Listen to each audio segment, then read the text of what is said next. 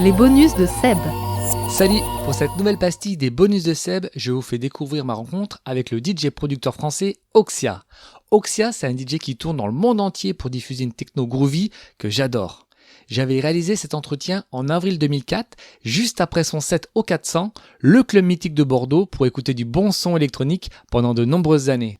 Il nous parle de ses débuts, de ses rencontres et des anecdotes de l'époque. Je vous souhaite une bonne écoute. Comment t'as chopé le virus toi, de la musique électronique?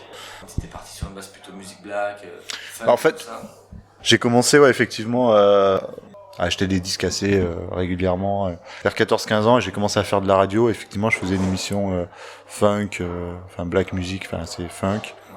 La funk, elle a évolué, puis c'est passé naturellement, on est passé à la house. Les premiers trucs de house en 85-86, ça a été pour nous, si tu veux, c'était assez la suite de la funk. Pour nous, c'était pas une nouvelle musique finalement, c'était un petit peu une continuité. À côté de ça, j'écoutais quand même pas mal de trucs, genre sans être super fan, comme par exemple The Hacker ou de Depeche Mode, New Order, tous ces trucs-là.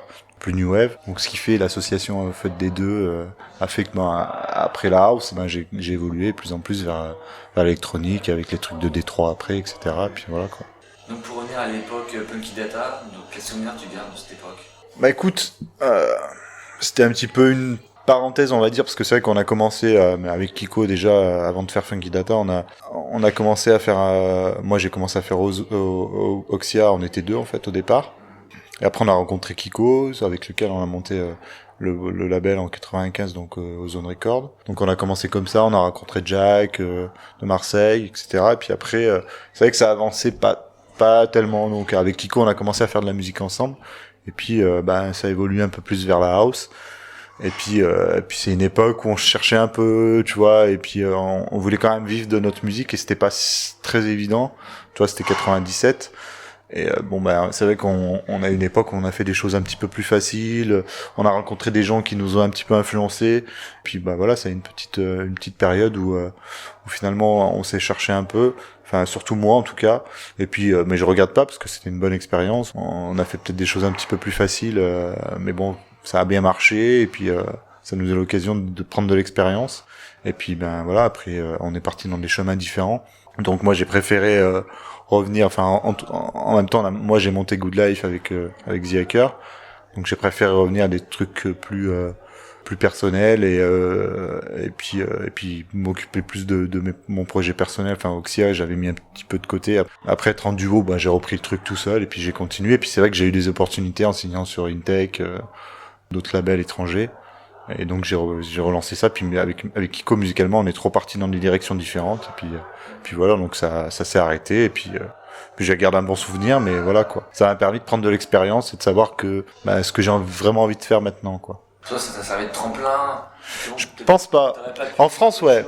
Franchement, je pense que financièrement ça nous a servi parce que c'est vrai qu'on avait du mal à vivre un petit peu avec ce qu'on faisait au départ avec Ozone et financièrement vu que ça a bien marché, ça nous a permis ensuite de pouvoir faire vraiment ce qu'on voulait, même si Funky Data on faisait ce qu'on voulait hein. Je veux dire, je renie pas du tout ce qu'on a fait parce que au moment où on les a fait les morceaux, on avait envie de les faire et c'est ce qu'on aimait et voilà. Mais par contre, je pense pas que ça m'ait servi de tremplin au niveau de ma carrière. Parce que peut-être en France, mais à l'étranger pas du tout, parce que les gens ne savaient même pas que donc moi Oxia, je faisais partie de Funky Data. Même quand Intech et plein d'autres labels étrangers m'ont demandé de faire un truc Oxia, ils avaient même pas fait le rapprochement avec Funky Data, mis à part mon Carl Cox qui savait parce qu'il nous connaissait déjà en Funky Data. Mais voilà, donc je pense que peut-être qu'en France ça m'a aidé, mais à l'étranger pas du tout. Et justement, le fait de rencontrer des mecs comme Carl Cox et tout ça, la première fois que tu les rencontres, t'es intimidé ou c'est des mecs, voilà. Ouais, un petit peu parce que quelqu'un, comme Carl Cox, c'est même si je suis pas même si je suis pas super fan par rapport à un mec comme Jeff Mills où là je suis fan et que quand je l'ai rencontré, j'étais comme ça devant, je savais pas quoi lui dire. Bon, en plus je parle pas très bien anglais, mais Carl Cox à la limite. Ouais, c'était impressionnant parce que c'est quelqu'un qui a du charisme, qui a une présence et tout. Et donc c'est vrai que c'était assez impressionnant, mais qui est vachement sociable et qui va venir vers toi, alors contrairement à un mec comme Jeff Mills qui est assez timide et assez réservé. Donc c'est vrai qu'au début, c'était un petit peu impressionnant. Puis après, à force de se voir, tu vois, c'est devenu des gens que je voilà. Tu connais, vous travaillez ensemble, quoi. Donc, Ouais, enfin, on travaille ensemble indirectement. Ouais. Parce qu'une tech, c'est son label, mais il le gère pas du tout, quoi. La soirée, je dirais pas la soirée marquante depuis que tu mixes, mais genre entre 2003-2004, là, la soirée qui t'a vraiment marqué là, ces derniers temps. En 2003, il y a vraiment une soirée qui est marquante, mais enfin pour la soirée en elle-même et pour l'ambiance qu'il y a eu, et nous c'était la soirée Good Life qu'on a fait au Loft Club à Barcelone pour le Sonar l'année dernière. Pour nous, ça reste vraiment un souvenir énorme parce que c'était vraiment, c'était blindé et il y avait plein de gens. Il y avait plein de DJ, il y avait les gens d'Intake, il y avait Monica Cruz, il y avait Renato Cohen, enfin il y a plein de gens qu'on a croisés et tu vois ça faisait vraiment un truc, t'avais le public et les gens, enfin les DJ, les gens des labels et tout ça, et ça c'est vraiment quelque chose de marquant dont on reparle souvent avec l'équipe. Et après il y a eu le Rex à Paris pour la soirée de la sortie de mon album où enfin ça a été une soirée où moi je considère ça limite comme le meilleur set que j'ai fait tu vois depuis limite le meilleur set que j'ai fait de ma vie, quoi. Où je sais pas, il y a eu vraiment un truc machin, les gens ils étaient hystériques, j'ai joué 3 heures et tout, c'était vraiment un bon souvenir. Après il y en a plein, tu vois, il y a eu le Fuse à Bruxelles aussi, c'était super bien. Pour parler de l'album, justement 24 heures, il est sorti fin janvier. Justement, t'as eu des retours toi, par rapport autour de toi. Personnellement, t'en es super fier. Tout ce que t'as fait, tu voulais le faire. Disons que c'est vrai que, disons que par rapport au maxi que j'ai fait avant, c'est vrai que les gens étaient peut-être un petit peu, on va dire déroutés parce que c'est vrai que j'ai fait quand même des maxi vraiment dance floor assez techno, groovy, percu et tout ça.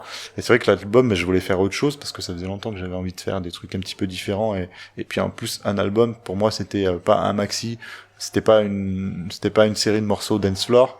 J'avais envie de faire des trucs pas dance floor que tu puisses écouter aussi bien dans la voiture que chez toi, et puis il y a aussi des morceaux dance floor qu'on peut jouer en soirée, mais je me suis j'ai pas mal donné dans cet album, donc je suis assez content du résultat, et puis il y a de bonnes retombées, donc c'est cool.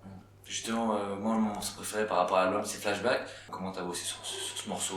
Justement, en fait, en fait non, c'était, tu veux, je voulais absolument refaire un morceau avec Stéphane qui faisait partie d'Oxia, donc avec moi au début, qui fait un autre duo qui s'appelle Human Body, qui est signé chez Good Life aussi. Et en fait, je lui dis écoute, ça serait cool pour l'album de refaire un morceau. D'ailleurs, c'est pour ça qu'on l'a appelé Flashback, parce que c'était tu vois, le duo de départ. Et donc ça s'est assez bien passé, on n'avait pas travaillé depuis longtemps, et puis non, ça a été assez vite pour ce morceau, ouais. Les projets futurs maintenant, t'as des trucs là, donc il y a des soirées, tu vas bouger sûrement à l'étranger. Ouais, pas mal. Tu vas faire là en ce moment. Prochain, je fais Barcelone la semaine prochaine, et ensuite je fais une tournée en Brésil, Argentine.